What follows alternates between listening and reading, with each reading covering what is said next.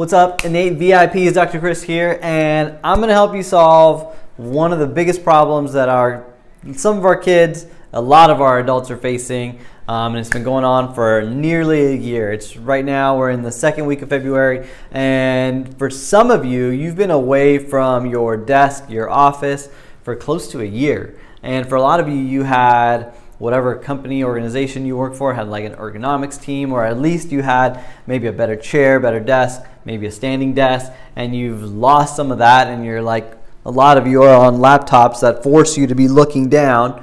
And I'm seeing it in your scans, I'm seeing it in people's x-rays, I'm seeing it just on the table while we're feeling their muscles and that tension. And you guys are telling me this. You're like, every time I sit at my computer, doesn't take long before something's aching, whether it's your neck, lower back, mid back, depends on your setup. So my biggest recommendation would be get a standing desk. And that doesn't necessarily mean go purchase a standing desk, make one. My first standing desk was made out of books. I already had my desktop, and I just stacked as many textbooks as I could find, stack kids' books, stack phone books. They still have phone books?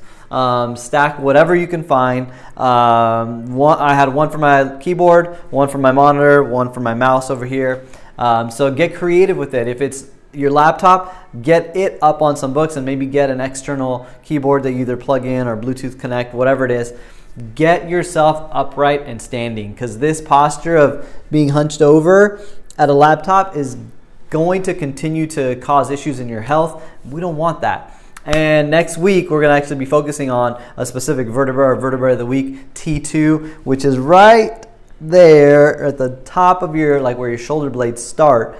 And that's where a lot of people are flexing in that text neck or tech neck sort of scenario. So figure it out. There's a bunch. I've seen IKEA hacks on how to make a low cost standing desk. You can go out and purchase something, but I would say just give it a trial by finding stuff around the house to stack up and use as a standing desk.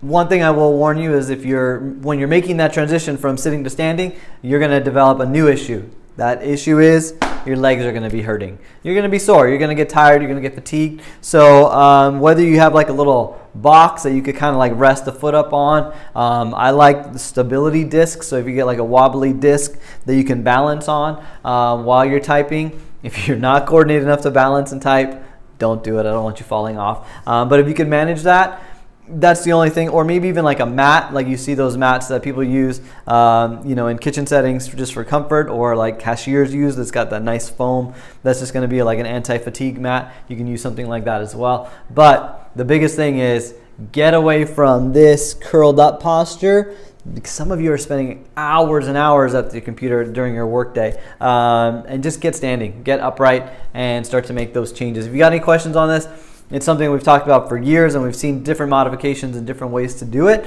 So we've got a lot of ideas and creative thoughts around it. So if you have questions, please let us know. Just reply to this email, put it down in the YouTube comments, whatever it is, we'll see it and we'll answer it for you right away. See you guys next week. Bye.